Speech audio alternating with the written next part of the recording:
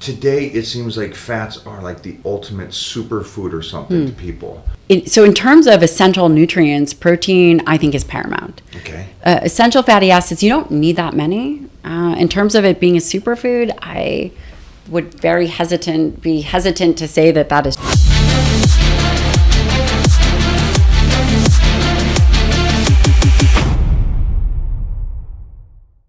I've learned a lot over the 4 decades of health and fitness and being in the trenches with the greatest in the world. And one of those things I've learned a lot more about and how to build better muscle is nutrition and how it has changed over the decades. And that's why I have the Titan meal plan for you guys out there that are confused about nutrition. I'm gonna set you straight. Get a hold of me today. The link will be in the comments down below for you guys. Everybody, get over to the Titan meal plan, and I'll see you in the Titan crew where I will fine tune any difficulties that you're having. All right, so let's jump into something that's very toxic. Oh, no, not toxic. Yeah. I talked about protein and how important red meat is. And I believe it's a superfood. And I think that protein, for me, should always be in that meal plan. And then you can play with your carbohydrates. I agree. And I think the data would support that.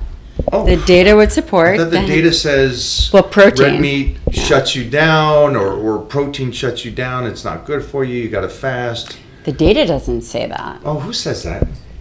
Other individuals, but the data does not support that protein is bad for you. In fact, all the data would suggest that a more optimal protein diet is better for all biomarkers, body composition, everything. So when does carbohydrates come in and come out? When you're an athlete. As an individual who's well-trained, if you're sitting around eating bonbons on the couch and not training, negative, Houston. Okay, Heath Evans. All right, okay, gotcha. All right, I gotcha. But, for carbohydrate use, again, carbohydrates are not the enemy. If you're training, for my patients, we give them carbs. It depends whether it's before or after training, but I wouldn't necessarily not give them carbs throughout the day if they're highly metabolically engaged in their world. So what's going on then with, because it's funny, I always talk to, everybody's a little different, but the 80s and 90s guys, we never looked at our fats. And when I interview anybody like Ronnie Coleman or anybody, they go, I didn't count fats.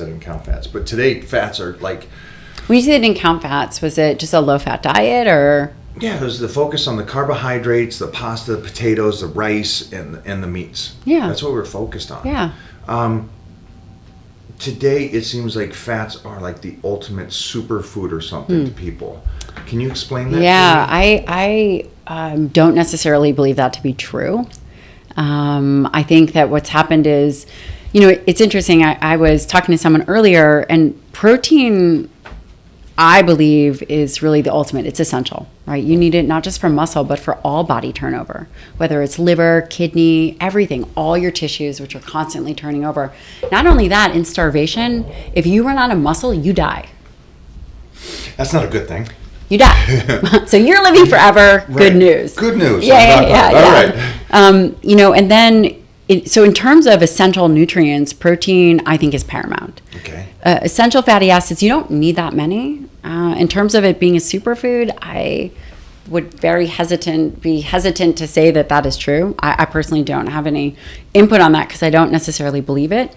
And then you've got carbohydrates, which everyone is afraid of. But I would say in society now, it's always like people are hating. So we just finished one movie. It turned out great. I am loving it. I love the dailies that we see. On to the next project. You finish, you keep going, you keep trying to go. That's, I guess, a better way to say it. And this next movie that I have booked, this is going to take all of me. This is going to take slice to the bone, all the character development, but also I need to be able to move and grow and keep that strength through this process. You'll understand why that is after you see the movie, but keeping the strength is key when you're dieting. And so I'm going to show you how to do that on Power-Bodybuilding. You guys have a great day, and I'll see you over there.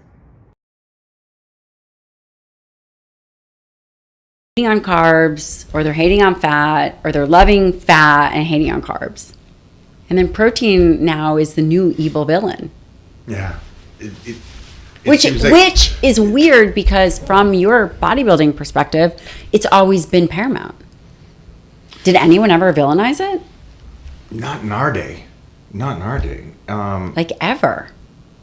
Yeah, it's a weird thing, and I'm still trying to get the bridge between my world and their world. And I'm trying to figure out how to talk to them to understand, first of all, what they're talking about. Because I think, in my belief, is most people's metabolisms are not functioning at a good capability because of the fact they're just always in a deficit. They're eating bad, or they eat once a day, or they eat at the wrong times. But I believe that carbohydrates is something that is fun to play with. You know, if you're going to diet down for something, your class reunion, a photo shoot, a wedding, whatever it is, play with your carbohydrates for those 3 months. And then after that, get them back in there to where you can function again. And that you don't turn your body against them and shut them down. Because when you do go back to it, it's like a bodybuilder. You blow up like a balloon. And then they go, oh, it's my metabolism. No, it's not. You just taught your body to do something. And so how do we bridge that and try to explain that to them, that obviously too much of everything is not a good thing, but also a deficit is not a good thing. You know, well, I mean, definitely putting an individual in an extreme deficit over a long period of time. I think one of the things that really separates those that do really well is long-term thinking. And it's not about being a one-hit wonder and being in shape for one moment, but thinking long-term. And I think individuals that do extreme dieting, and we're not talking about getting ready for a show, but that are constantly, you know, removing carbs or removing protein or removing fat, they're always going to have an issue. And, you know, the body is very flexible and malleable. And what you're saying is... Malleable means, in this term? Like, you can eat a variety of different foods, and as long as you're training, you have a lot of flexibility of what those choices are. But the second you begin to scale back on training, I think that this creates a lot of issues. So, and in addition, if you do cut out carbohydrates for periods of time, I think the evidence would suggest that does something happen to the pancreas? Do these beta cells, which make insulin, die? Does it become more difficult to reintroduce? I think we might see that is a possibility.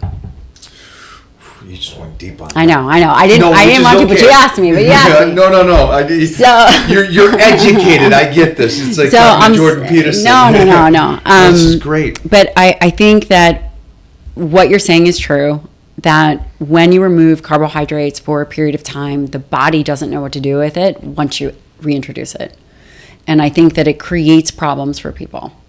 I think it creates mental problems for people because they don't give it, like you said, it's the long game. And I don't think people, as soon as anybody I've ever worked with in 40 years, anytime you give them a little bit more calories and they start putting on that bloat, I guess you would say, the extra weight, oh, I'm going up 3 or 4 pounds or whatever it is, they completely freak out because their body is still trying to figure out what's going on.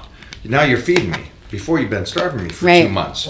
Now you're going to feed me. So it's funny to see them, after 2 weeks, their body kick in, changing nothing, just the food we started feeding them. And then their body kicks in and goes, okay, I'm trusting you again. And so something you just kind of said, in my layman's terms, I guess what I'd say is your body is freaking amazing. And it will adapt. If you starve it, it's going to adapt. Exactly. Because it needs to keep you alive.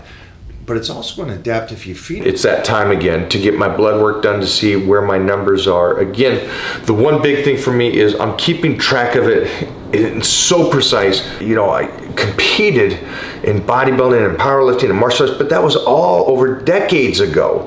And so how can I continue to keep this physique and be this strong at this stage? And so that is by optimizing my health with Titan Medical. It all stems from one thing, your blood work, what's going on inside of you. And that's the main thing that I'm focused about, is see how I can continue to not just be in the game. I don't want to be that guy. I don't want to be a weekend warrior. I don't want to say you got a dad bod. I want to be the pinnacle of the health and fitness industry decades after I competed. And I've always said this too. You got so many of these guys that were with me in the 80s and 90s, and they keep putting the pictures up from the 80s and 90s. I don't want to be that guy. I like the fact that I can still put up pictures of me today, even though I won the universe back in the 90s.